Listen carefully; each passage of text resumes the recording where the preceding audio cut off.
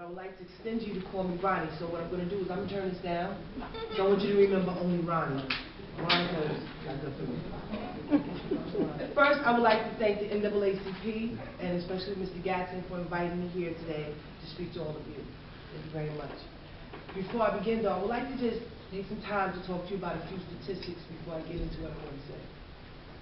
Almost 68% of incarcerated women are women of color. More than 45% are African American, and almost 20% are Latino.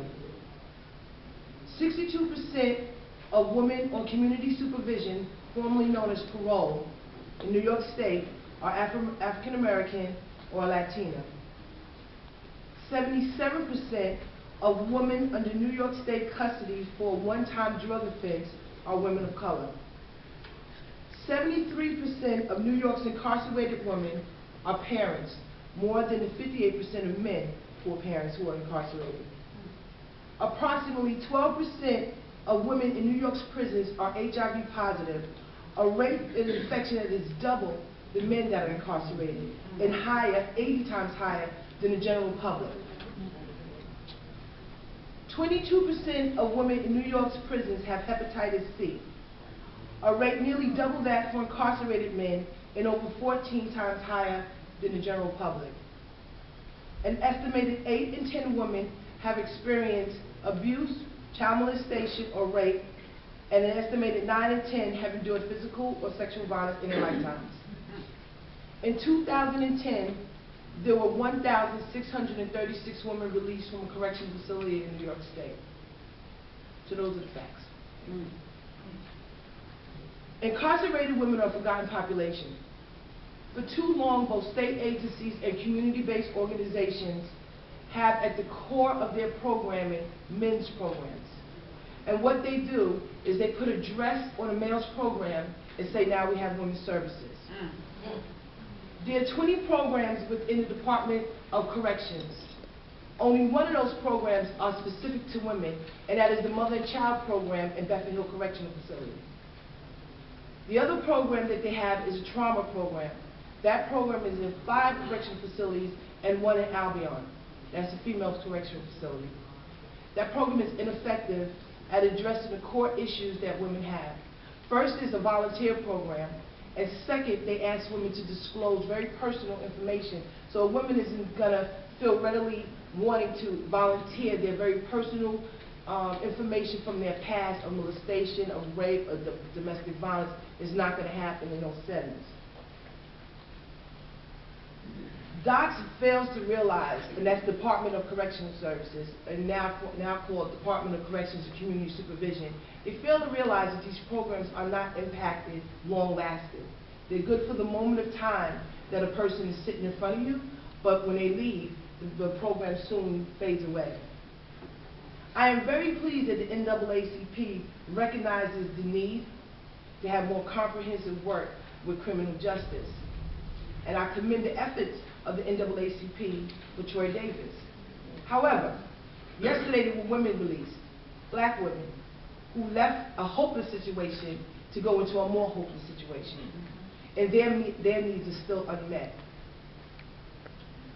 Currently, if you ask the average incarcerated individual, what does the NAACP mean to them, they'll say Martin Luther King Jr. and the Civil Rights Movement. They don't connect the NAACP to their experiences.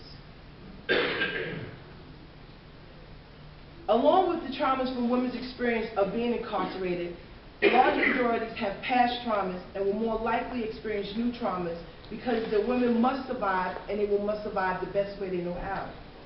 Oftentimes, this can mean returning to a behavioral comfort zone and placing themselves in sexual high risk where HIV infection can occur. Keeping in mind that women of color are the highest risk group impacted by HIV at this time. So the high probability of a newly released female is greater than the general public.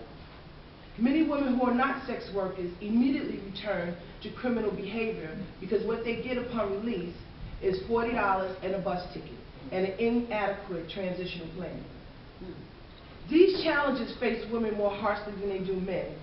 Yet state agencies such as the Office of Substance Abuse and Alcohol Services continue to give beds to men 10 times more than they do to women. To justify this imbalance, they argue that there are more incarcerated men than there are women. However, how long will they continue to ignore this forgotten population? Also, by their own admission, Reentry Task Force, which there are 18 in the state of New York, they state that they do not really know how to deal with women coming out of correctional centers. The women's issues are sort of beyond them. These are the harsh realities. And out of these harsh realities and other harsh realities was a program I founded called Sisters Healing Old Wounds. Doing this, and we call it SHOW for short. Sisters Healing Old Wounds kind of long, but SHOW. Right? This program will meet the unmet needs of the incarcerated and the formerly incarcerated women.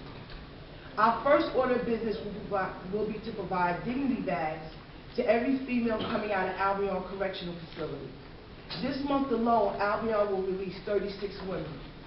We have been in conversation with the Department of Health AIDS Institute, and I've been in conversation with Mr. Gatson, and it's a need.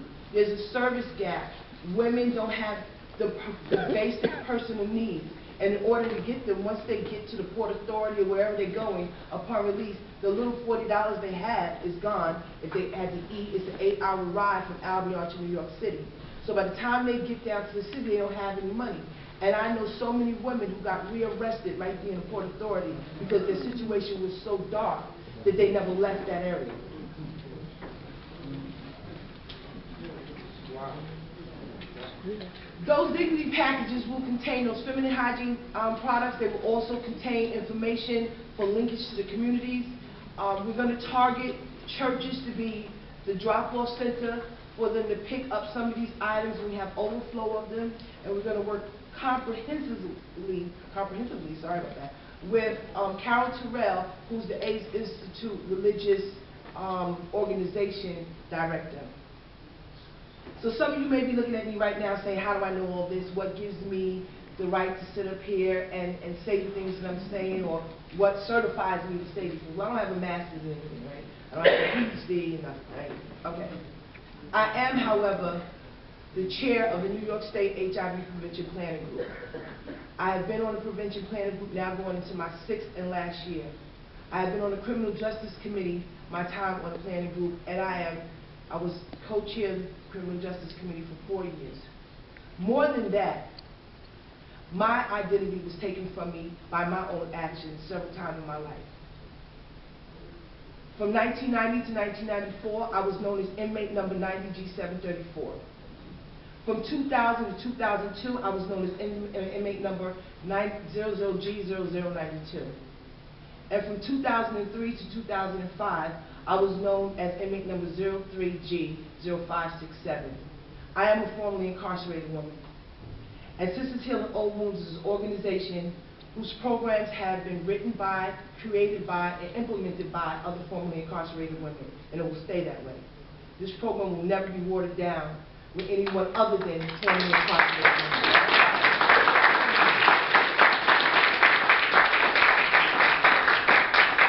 Our vision is to end the recidivism of incarceration, address trauma issues, and create long-lasting changes in the lives of incarcerated and formerly incarcerated women by drawing from the experiences of other formerly incarcerated women and the implementation of homegrown interventions specific to women.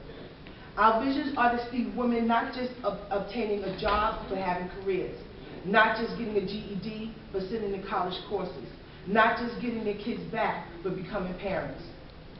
Our mission is to emphasize self-esteem and self-respect of every woman. SHOW affirms its commitment to provide a safe haven for formerly incarcerated women in a non-judgmental, non-violent, culturally sensitive environment. We'll address these needs by using the social determinant of health model and education, utilizing that model and the feminist theory. We will treat the whole women holistically, very innovative. People aren't doing this. We're not going after relapse prevention. I don't care if they smoke crack or shot dope. That's not your issue. What brought you to the crack? What brought you to the heroin? That's what we're going to be talking about.